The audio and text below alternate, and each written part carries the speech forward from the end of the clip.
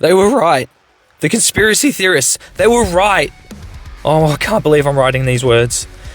It's been a long time since I've had a peaceful second with my thoughts. Brief moments where you're 99% sure capture is impossible. That's what qualifies as peaceful these days. Oh, how the world has changed. I guess I better start filling in the gaps. Pace AI, in partnership with the federal government, rolled out their consciousness transfer program.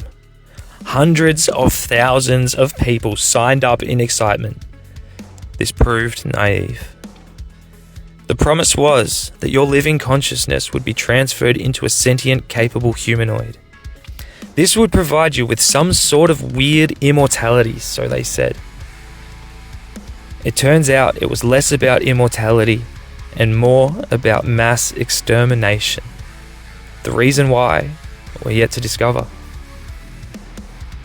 The events that began once the program went live were heinous and deceitful, to say the least. Those who signed up were summoned to what appeared to be some Frankenstein mashup of a hospital, lab, and mass production factory. These were the official Pace AI transfer stations. Participants were asked to provide every ounce of personal information they could muster, and I mean everything.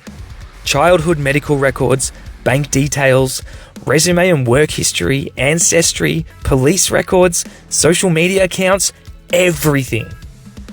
It was to be stored behind a password only you knew, which you could then unlock once in control of your new humanoid self. It was to turn your entire life digital, streamlined and efficient. It made just enough sense that you wouldn't ask questions. Once they had everything they needed, you were executed and disposed of.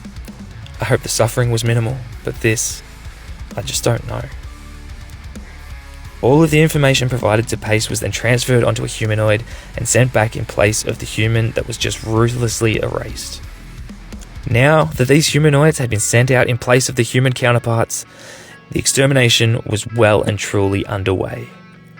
The humanoid's likeness and knowledge was just convincing enough to start to sway their loved ones that this was the best decision they'd ever made, and you'd be an idiot not to take it up immediately. Many, unfortunately, were convinced by this and marched themselves willingly to execution. Many went on with their lives, blissfully unaware of what was unfolding. A few of us saw these humanoids for what they were and felt uneasy. This led to unprecedented growth within the conspiracy theorist movement.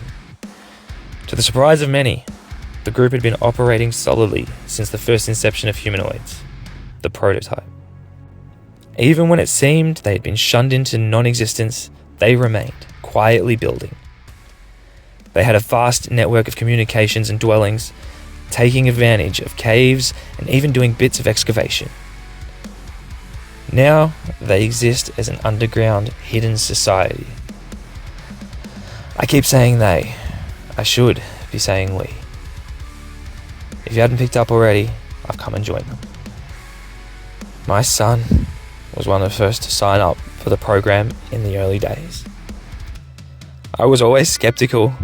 I should have expressed that more. It's my biggest regret.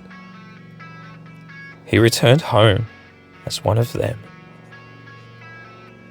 It didn't take long for me to realize that my son was gone. It was convincing. I'll give them that. A parent notices that their child's unique individuality is gone.